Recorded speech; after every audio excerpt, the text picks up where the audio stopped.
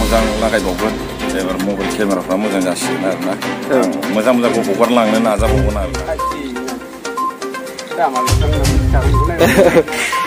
खुलुमबाय नोंथांमोन गासैखौबो आंनि गोसो गोरबोजों बरायबाय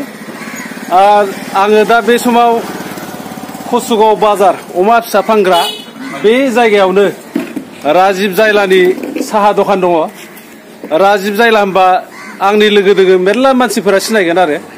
बिथाङा जोबोद मोजां साहा बानायो बयबो मिथिबाय कसुगाव दा गुबै बाथ्राया जाहैबाय जोंहा मेन थांखि लानानै नैबे राजिब जायलानि दखानाव जोङो ज' जादों एसे 10 नं कसुगाव समस्तिनि मानगोनां TCLC सारा मोनसे गिफ्ट लानानै फैदों बिथाङा सासे मानसिनो गिफ्ट होगोन बिथांनि मुंखौ आङो नोंथांमोननो दसे समनि उनाव खिन्थागोन दा बिथाङा सारनियाव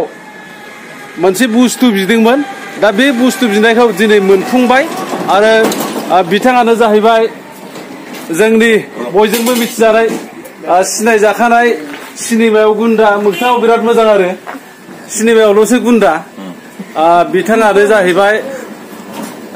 तुलाराम साहा लोंग्रा औ साहा लोंग्रो दसे दा बिथांनि मुङावनो जोंहा TCLC सारा गंसे गोदान मबाइल बिथाङा गिफ्ट होनो नागिरदों आरो बे मबाइलनि गेजेरजोंनो बा बे मबाइलजोंनो बिथाङा एसेब्लाबो इउटुब बा फेसबुक बायदि बायदि ससियेल मिडियायाव बेबायदिनो माखासे गोहोम खोख्लैनानै रायजो राजा नोंथांमोननि अननाय नोंथांमोननि सापर्टजों गरसे गरनै खामायनो होननानै बिथाङा थांखि लादों मबाइला बांद्राय जालामोननो बिथांना ओंखायनो बिथाङा फायखानायाव गलांदों होननानै खोनाखादों सिगाङावबो फोसावदों बिथाङा फायखानायाव गलांदों आरो बेनिखायनो TCLC साराबो अननानै बिथांनो गंसे गोदान मबाइल बायनानै होबाय दा बे मबाइल होनायनि हाबाफारि जोङो नैबे राजिब जायलानि दखानाव लादों आरो होमबा जोङो खामानिखौ मावफुंसै दा बेवहाय जोंहा दंफायो दैथुन ब्रह्म गलाब नार्जारि सुकुमार सार TCLC सार रिंखां मुसाहारि आदै सिलाराय बयबो मिथिखागौ आदा निथु ओमफ्राय फंबाय तुलाराम ओरै एसे दावखोबोदो राजिब जायला मुङै बिथाङा मुंदांखाखा सिगांनिफ्रायनो बिथांनि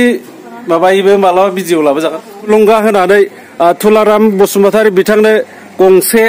गोदान मबाइल TCLC सारा बायनानै होबाय 4G 5G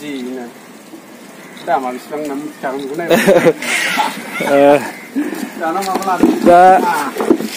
हाबाफारिखौ मावफुंबाय नोंथाङा TCLC सारनिफ्राय 5G मबाइल गंसे गोदान मोनबाय दा बे समाव बेसेबां गोजोननाय नोंथाङा फोरमायो मानगोनां दिनै नुजाफैनाय आदाजों फैफानाय आङो ओरैबायदि मोजां मोनबाय माने मबाइला जाखाथारलामोन नालाय दा बे बिदाया अननानै आंनो बायनानै हरबाय रोजा रोजा आंनि गोसो गोरबोनिफ्राय आं बिदानो अननाय आरो खुंनायखौ जासिहरजोब्बाय आरो लुफबना होजोब्बाय औ लुफबना होजोब्बाय मबाइलखौ बिनाया बेसे गोबाव जाखोमोन जाबायमोन बुंनो थाङोबाथ' आयु गोलावथार नोंथाङा नोंथांनि फेसनि गेजेरजों बा इउटुबनि गेजेरजों ससियेल मिडियायाव बेबायदिनो गोबां बयजोंबो अनसायजानाय बयजोंबो मिथिजानाय सिनायजानाय सिनेमायाव लानानै जेरावबो आरो मबाइलावबो दा माबायदि आरो गोदान मबाइल मोननानै माबायदि जेनेबा गोहोम खोख्लैनो बा बांसिन फोसावनो सानो मोजां मोजां लागायबावगोन एबार मबाइल केमेराफ्रा मोजां जासिगोन आरोना मोजां मोजांखौ हगारलांनो नाजाबावगोन आरोना सारनि आखाइनिफ्राय गोदान गंसे 5G मबाइल मोनबाय दा बिनि उनाव माबाफोर लुबैबावनायफोर गोसोआव दं नामा बुस्थुआथ' लुबैनाया मानसिनाव जोबा थाबाय थाखायो आरो बारा गिदिर गिदिरखौ बियाबाबो एसे फिसा फिसाखौ बिलांजायो आरो मोनथावखौ हाद्रायखौ मानो बिबावनो दा थानायखिनिखौथ' आदायाबो हरखाबाय